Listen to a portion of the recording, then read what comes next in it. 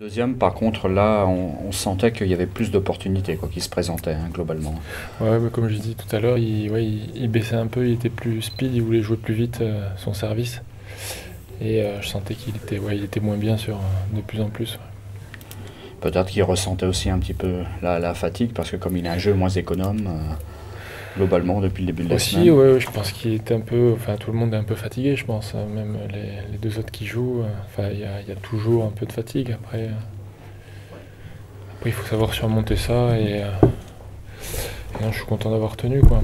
Parce que bon, il était toujours là, mais même s'il baissait un petit peu, il était toujours là. Tout à fait.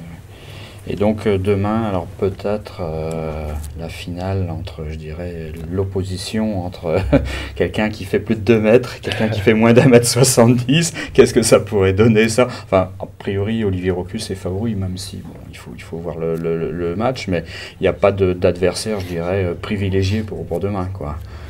Non, non, non, de toute façon, les deux joueurs ont été top 100, donc ils ont du vécu, et surtout Olivier. Donc après, non, il y a pas de joueur facile, ou non, il n'y a rien.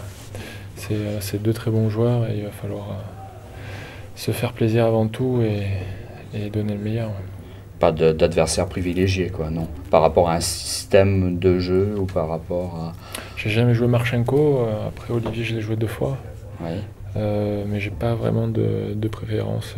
Olivier est très malin, c'est un très bon joueur qui a beaucoup de talent, donc faut se méfier. Bon, après c'est pareil pour Marchenko, il est très tenace, donc non, on verra bien. Et qu'est-ce que ça va donner les 2 matchs contre Olivier? J'avais perdu à Wimbledon en 5-7 et j'ai gagné la semaine dernière en demi-finale à Mons.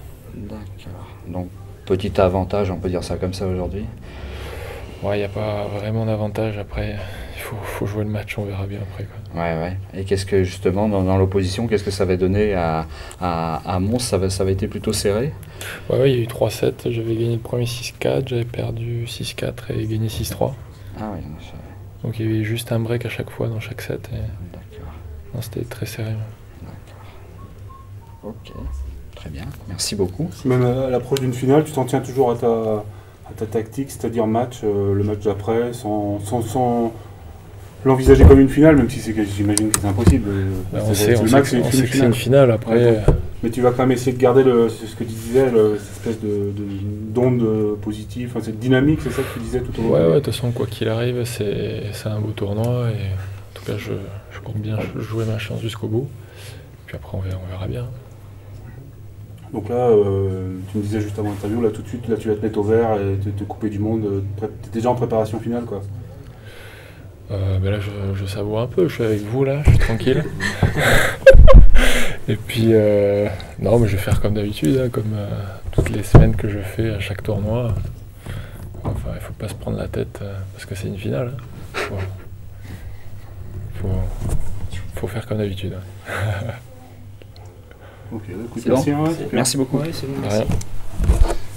Et à demain. À demain. À demain.